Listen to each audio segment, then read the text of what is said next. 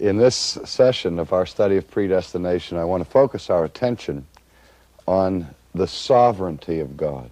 And one of the reasons why I think it's important that we really begin here with our study of the doctrine is that here is an area in which virtually all Christians agree. We agree that God is sovereign. How we understand the sovereignty of God may differ from Christian to Christian, but certainly we would all make the confession that God is sovereign. The third chapter of the Westminster Confession begins with these words: God from all eternity did, by the most wise and holy counsel of his own will, freely and immutably, that is, without possibility of changing it, God did freely and immutably ordain whatsoever comes to pass, semicolon. Let me take a breath there at the point of the semicolon. God from all eternity, according to his own holy and wise counsel, did freely and immutably ordain or foreordain whatsoever comes to pass. And I paused at that point in the seminary classroom and I said to my students, how many of you believe that statement?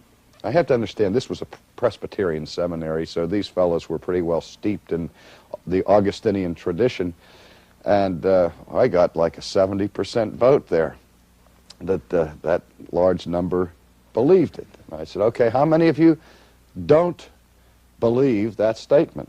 And 30 or so hands went in the air, and I said, fine. Now let me ask another question. I said, without fear of recriminations, nobody's going to jump all over you. We just would like to know. Feel free to state your position. How many of you would call yourselves atheists?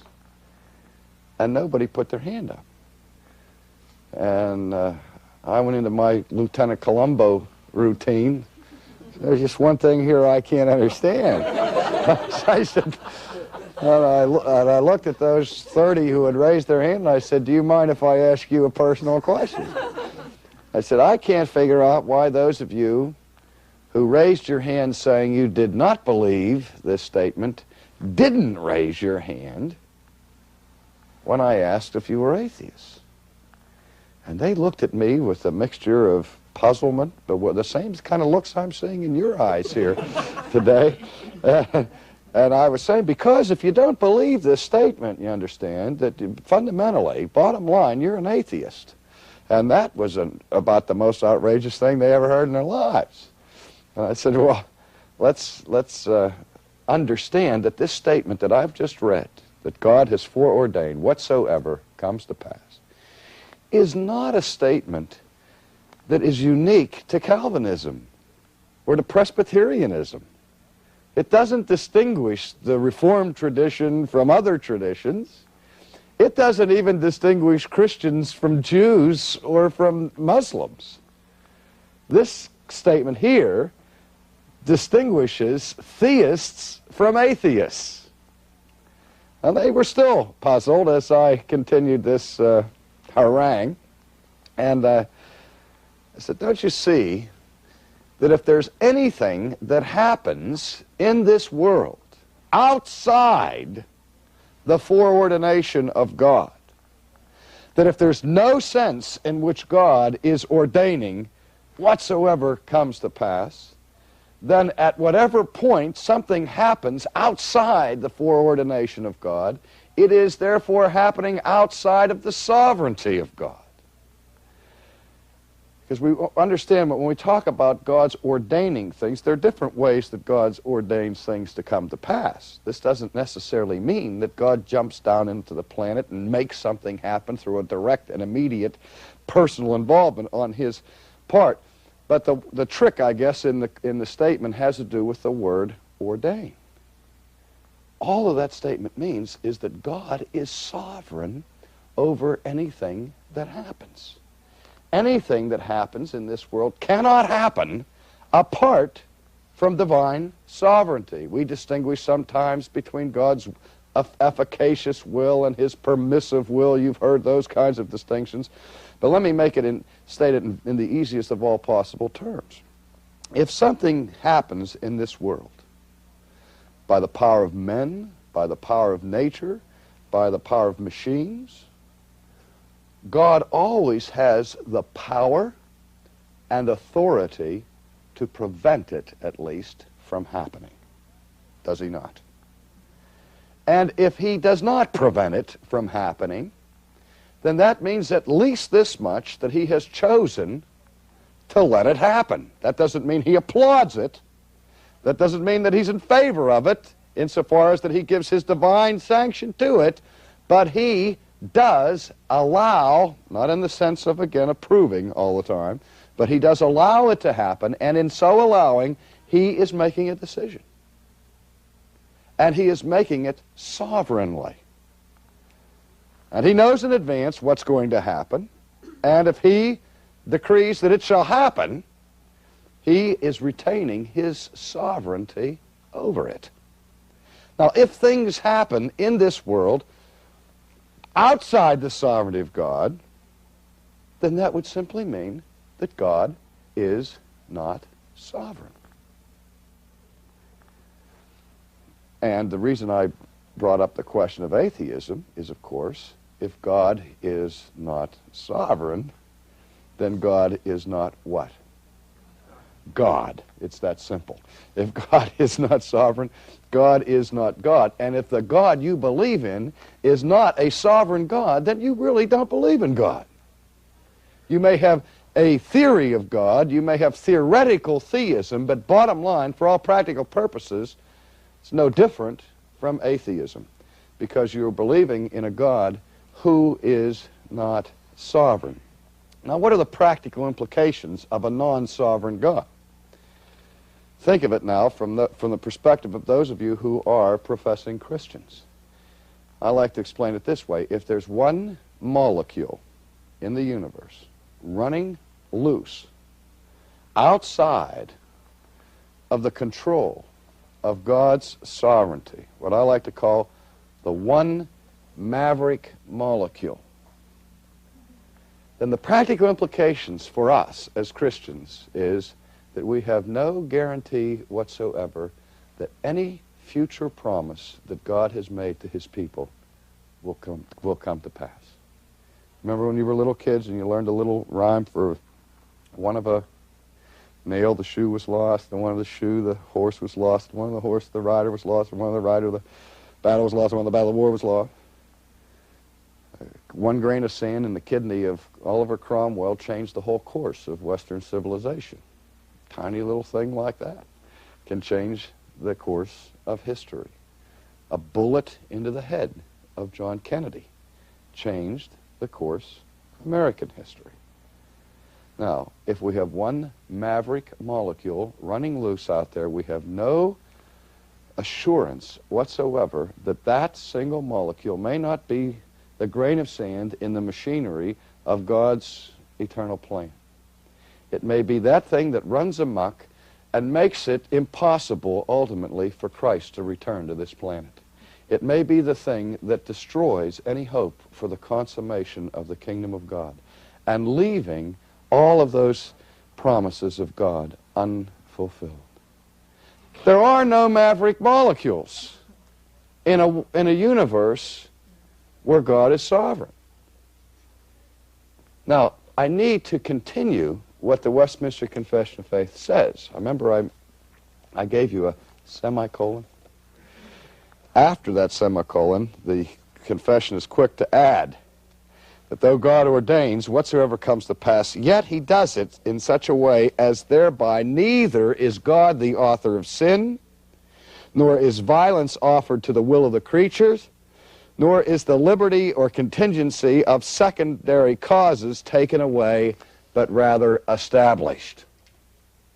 So we're not talking about a rigid determinism that eliminates free creatures, but we are affirming a sovereign God who is sovereign even over free creatures. That is the point that the confession is making. Now this brings us to the thorny problem that came up at least briefly in one of our discussion periods, if God is totally sovereign, and if people are fallen and some perish, how can God, who is sovereign, allow evil in the world? How can God allow people to perish? If God knows in advance, for example, that a certain person is going to be born and is going to live their life and perish everlastingly in hell, how could a good God let that happen? To set the problem even more graphically for you, let's consider for a moment the relationship of a sovereign God to a world that is fallen. Because two things that all Christians agree on. One, that God is sovereign, and two, that the world is fallen. Don't we all agree on that? Certainly, there's no dispute on that point between Calvinists and Arminians, Augustinians and semi-Pelagians. We all agree that God is sovereign, and we all agree that men are fallen. It's the question of the relationship between a sovereign God to a fallen world that now grasps our concern and our attention. There are basically four ways in which God can relate as a sovereign God to a fallen world. Number one, God could decide to give no one who is fallen an opportunity for salvation. His love is a just and a holy love. And a just and holy God is never required to love a rebellious creation to the extent of extending mercy to it. He could love fallen man and punish fallen man whom he loves as an expression of his justice. More on that later. Let's keep our eye now on the four things that God could do. He could decide that I will provide no opportunity for anybody to be saved. Now, before we go any further, let me ask you this question. If God decided not to save anybody, would there be anything wrong with that? No. If God decided to punish the entire human race for the human race's rejection of God and rebellion to God, the only objection we could give at that point is that God is just. And that's hardly an objection. I mean, can you imagine the attorney standing up into the courtroom and saying, "Objection, Your Honor, I don't like that decision because it's just." How far would that go? I mean, God would be perfectly justified to exercise justice against an unjust creation. But you see, lurking behind all of this is somehow the assumption that God, if he's really going to be a good God, must be merciful. And as I've often said to my students, that's one of the greatest pitfalls in Christian thinking. As soon as your mind tells you that God must be merciful, or that God ought to be kind, as soon as you think for a second that God is obligated to be merciful, a bell ought to go off in your head and alert you to the fact that you're not thinking about mercy anymore. Because by definition, the big difference between mercy and justice is that mercy is never, never, never obligatory. Mercy, by definition, is something God doesn't have to do. It's something that God does voluntarily, freely. But as soon as you think he owes us mercy, you're not thinking about mercy anymore. Justice can be owed, but mercy is never obligatory. Do we get that? We have to understand that principle. Okay, that's one option. God could have said, nobody on this planet, since all have sinned and fallen short of the glory of God, and he perceives from all eternity, he sees us, he sees our fallenness. He says he could decide to provide no opportunity for salvation. All right? Second thing is he could provide an opportunity for everyone to be saved.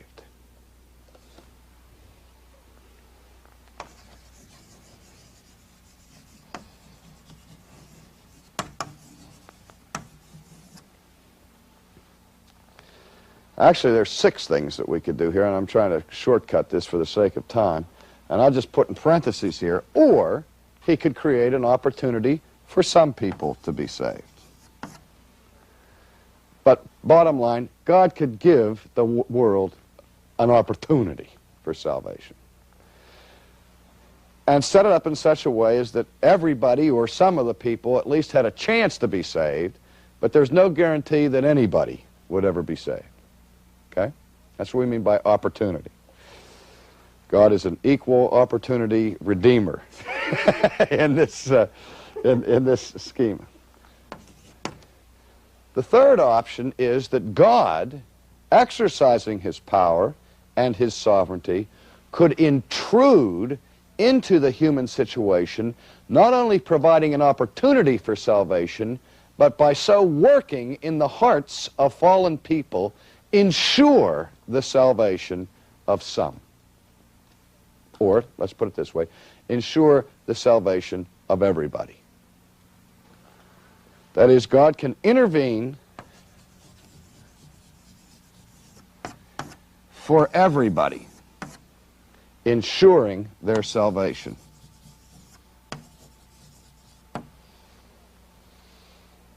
That is, in his sovereignty, he could so guide the steps of a person and so influence inwardly their hearts as to actually bring them to faith. Now, again, does God have the power to do that?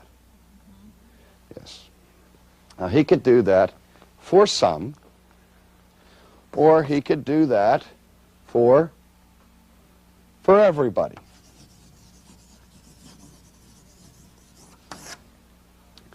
Now, these are different options that God had, or has. What we're trying to get at in this course is what, in fact, has he done? Now, does the Bible indicate that God has provided no opportunity for anybody to be saved? Now, we can eliminate that one as Christians, can't we? Right off the bat. There's no argument there. We all agree that this is not the biblical view, that God has made no provision whatsoever for salvation. Now, how about the idea that God intervenes in everybody's life and ensures the salvation of everyone? What do we call that view? Universalism. And there are Christians who believe in universalism. But the debate historically between semi-Pelagianism and Augustinianism is not a debate over universalism. Those two viewpoints both agree what? That only some people ultimately are saved. They are particularists rather than universalists. The Bible seems to teach, I think, clearly that there are those who are lost, ultimately lost, and at the last judgment will be lost, as our Lord indicates. Some will be sent out into outer darkness forever, weeping and gnashing of teeth. So we believe that there are some people who will never be redeemed. So, this one has to be eliminated. So, what we're left with are these alternatives. Either God gives an opportunity for all, or only some, or God does more than simply make an opportunity available. He actually comes in and intervenes and ensures that some people are saved. Now, this is what we call, that should be some. God makes certain that some are saved.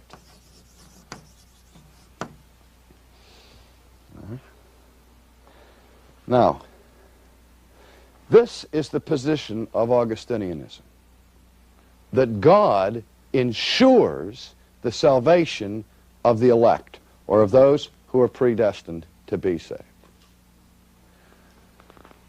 The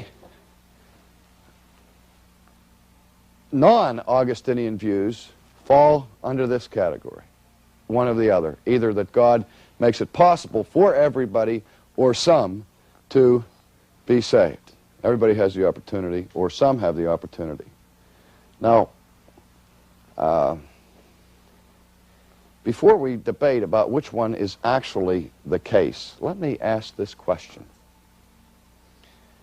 Could God ensure the salvation of everyone if he so decide? Does he have the sovereign power to do it? Now keep in mind that one of the most frequent objections to the Augustinian view of predestination is that God intervenes in the life of certain people and ensures their salvation, but he doesn't do it for everybody. Okay? And the objection from the non-Augustinian view is, hey, God, that's not fair. If you're going to do it for some, then you ought to do it what? For everybody. But you see that the person over here has the same problem. If this person believes that God has the power to bring everybody to salvation, and he doesn't, really that argument falls on the head here, because all God does in that case is give the opportunity.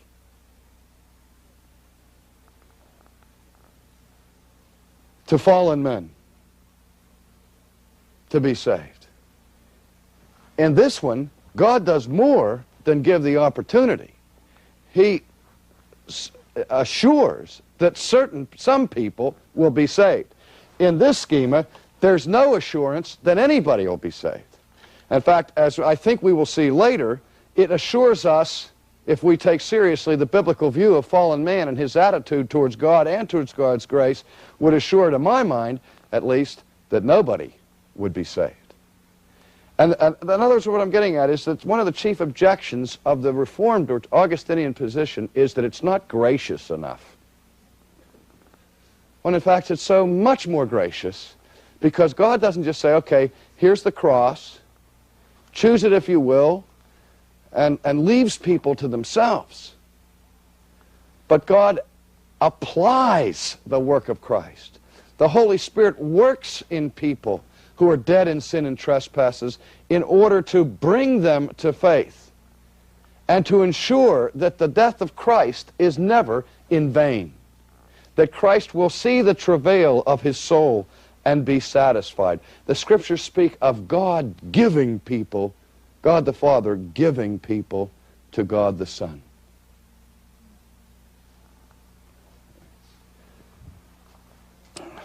So what we have here is that the one scheme, what it has going for us is that at least theoretically the opportunity is given to everybody. Anybody who believes in the gospel can be saved. However, there are millions and millions and millions of people who never hear the gospel, who in fact don't have the opportunity.